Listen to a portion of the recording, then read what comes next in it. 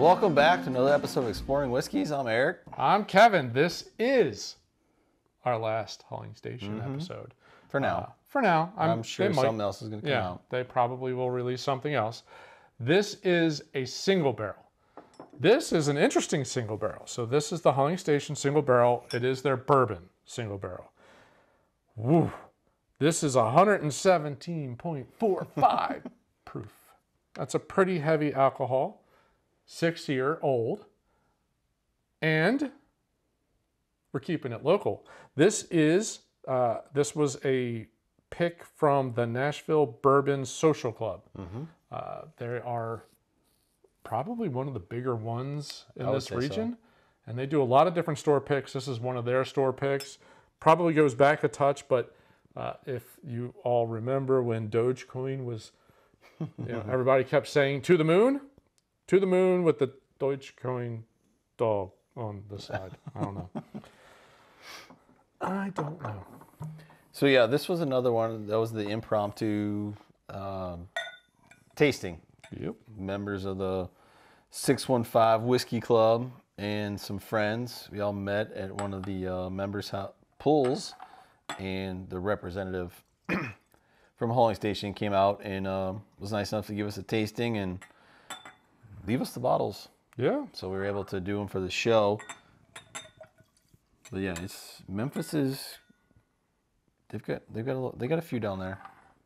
Between this, Riverset, Blue Note. All right. Well, hey, thumbs up for the bottle kill. We've killed that guy. Huling Station goes back into the late 1800s.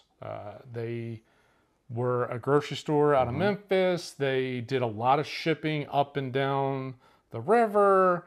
Whiskey, their whiskey was known as quality whiskey.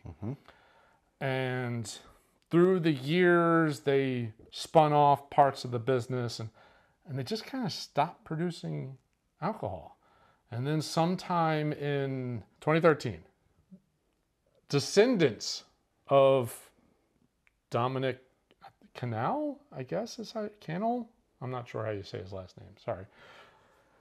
They found Canale. Yeah, Domenico is actually, it's not Dominic, but anyway, they found an old bottle of some of the whiskey that they used to produce, and they were just like, yeah, we got to do this. So they kicked it back up right around that time, and they started to build out a distillery. I don't know if it's a distillery or it's an aging house and a tasting room, maybe, because they don't actually do their own distilling.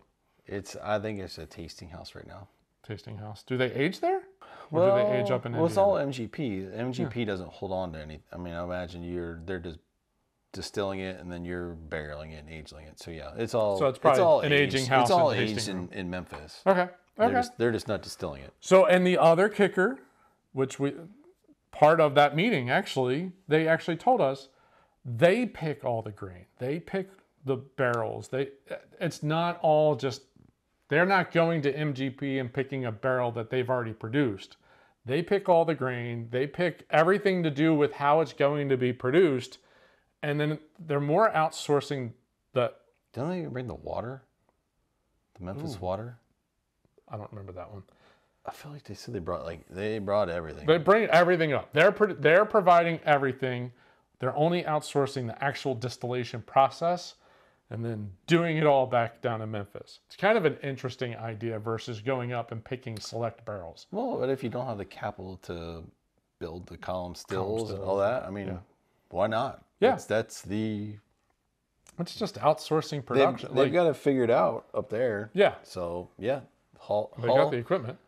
Haul everything you want for your mash bill and then let them distill it. Yeah, you run the distillation, we'll figure out the rest. All right, this, we said 117 proof. There's I get the proof. A little bit.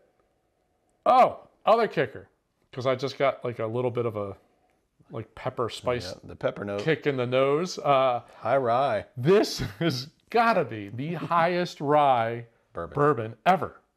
So it is 52% corn, 44% rye. That's so much rye in a bourbon. Only 4% malted barley. So they're barely making it in the corn, and a couple more percentages, they could be a rye. I mean, that's so close. Ethanol, pepper, spice. It drinks like a rye. Herbally. Not peppery. It's not as peppery. All right, there's pepper. Never mind. I spoke too soon. But there's a nice sweet note in there too. Where? No, I'm just kidding. It's there. I got it. More towards the end. All right. That was 3 different things. It does smooth out. It smooths out. So I got a real herbal up front. Then I got a little bit of the more pepper spice version of a rye. And then I started to get more of a, I'm going to say caramely sweetness towards the end. Okay. You're not buying that one. I can tell right. Okay. For me, everything just gets, the aftertaste, everything just gets kind of muted. Okay. But just slightly sweeter. Yeah. It's like that second sip was the exact same thing. Very herbally. Yep. Then it gets a little spicy. And then there's some Almost sweetness that comes through. Spearmint. I could see some kind of a mint note in there. Yeah, I can definitely see that. I'm not getting a dill note, like that kind of a dill type herbal thing. We're trying to get that last drip. Yeah, I'm gonna get the last drip. All right. Well, while you're reading, they don't have any of the some tasting notes. Tasting notes. What they think you should get. Right. Again, I do like the bottle, the shape. I wonder if they're having trouble sourcing. Square bottles apparently are super difficult to get right now. Get up. Oh, there we go. Oh, look at all those drips. Yeah, our local distiller. Yeah. It's with the times right now. It's kind of crazy. That is super spicy.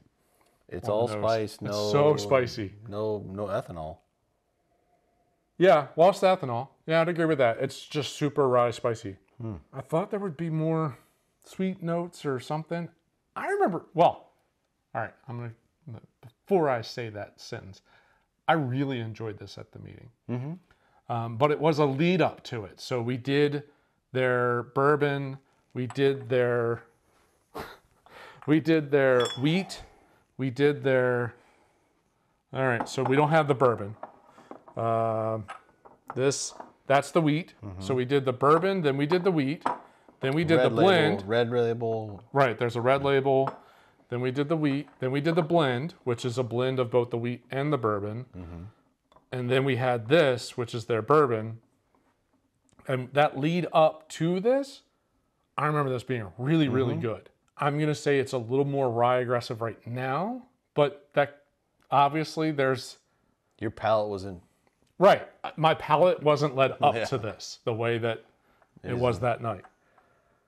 You know, the last thing we had was really chocolatey and sweet and malty. So that's going to mess things up just a touch. And it's still very good, but it's very rye forward.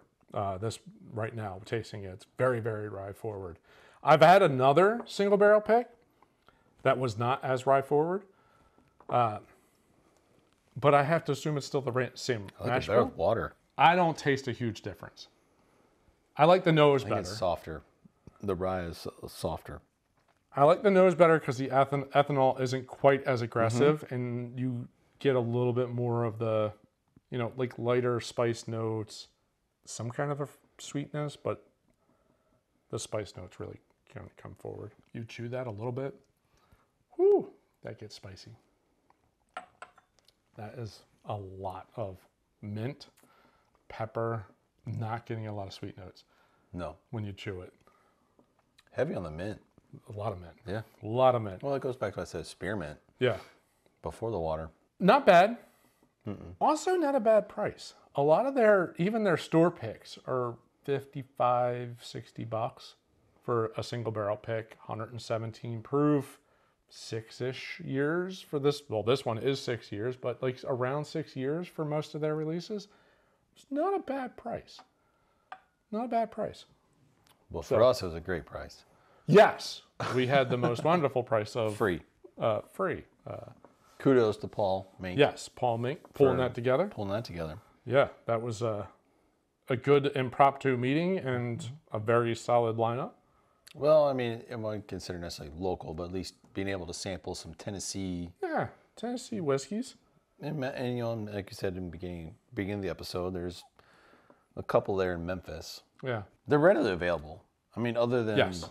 Yeah, a store pick's going to be, you know, a store pick. But well, just not even a store pick, just the black. I haven't seen the black in the wild. I've seen red, gray, and blue. blue. Yeah. This one I don't see very often. Their whole lineup is very good. And I love the story. Yeah. It's been resurrected. Yeah, Which a resurrection from a great-great-grandfather, somewhere in that range. I'm not sure how many seemed greats. to be a couple of places that we visited at the Bourbon Festival. Yeah. Resurrected. They found an old recipe or somebody who used to be really involved in whiskey, and they decided to come back with Why it. not? It's hot right now. That's right. I would imagine just the way the gentleman the rep for Old Dominick talked, or I'm sorry, Huling Station. Old Dominick. Distillery. Yeah. I think there's more coming. Probably. I think they were, and they're very limited on how many they release for the single barrels. So that was one of the things that he was hopeful was going to be opened up a little bit more, as a few more single barrels. But yeah, I have to think they probably have a couple other things. How they don't have a rye when they have such a high rye bourbon is interesting. Maybe that's the green labels coming next. Okay. You already picked a color and everything, huh? All right. I like it. A rye should be pretty easy for them to pull together. Maybe a burr rye? Just flip the mash bill. Yeah, exactly. Yeah. Flip the mash bill. Throw a green label on it. I think he said their distribution was pretty low. Tennessee, I think he said Georgia, Kentucky, I think even maybe Georgia. I think that was kind of it. I would think maybe Arkansas, since they're right there. Possibly, yeah. It was, the distribution was pretty limited. Pretty limited, yeah. Pretty limited area that they're going to right now. The other good part with the fact that they're sourcing and MGP is just distilling is, I mean, you can do, I'm sure you can ramp that up more than you could if you were just trying to pick barrels from MGP, because so many people are picking barrels from MGP at this point. So maybe they do have more opportunity to expand the line and expand their distribution. But also, if you're hauling your own stuff up there, imagine there's more experimentation going on, that their master distiller is like, okay, I'm ready to move forward with that one. So I think there's more coming. Yeah, I don't think so. Outside of the 4 labels that they have right now. I would definitely think. And to your point, I'm sure there's a rye. That would be so I mean, easy. they're close. Yeah, that would be so easy to make that switch and just label another one, another SKU. This is a distillery to watch. I think they're going to have more stuff coming out, and I think they're still probably tweaking their recipes or their processes and what they're sending up to MGP. So I think this is definitely a distillery to watch, and probably a really cool place to visit over in Memphis. Absolutely, yeah, because you've got 2 distilleries there. This one and Blue Note. So if you're in that area, you should definitely check out both of them. Yeah, they both have really quality product. Absolutely. Well, again, we appreciate Paul for putting this together. Yep. Appreciate the local sales rep for taking the time to let us sample, spread the word. Again, we've gone through the 4. I think overall, like we said, it's a great product. Yep. An interesting concept of taking everything there. Yeah. Rather than just picking a barrel. Rather than there. picking. Yeah. So again, I think there's more coming, and we're looking forward to seeing that hit the shelves here in the Nashville area. So again, check it out if you can find it. It's worth grabbing a bottle, especially at pretty decent price. Yeah, almost all of them are really solid pricing. So check them out. Drop us a review. Do we miss something? Is it good, bad? Yeah. What was your favorite one out of the 4 we've reviewed? Love to hear some feedback. Hope you enjoyed the review of the last one for now, until they come out with something else. If you did, give us that thumbs up. While you're down there, if you're new to the channel, subscribe, hit the bell icon.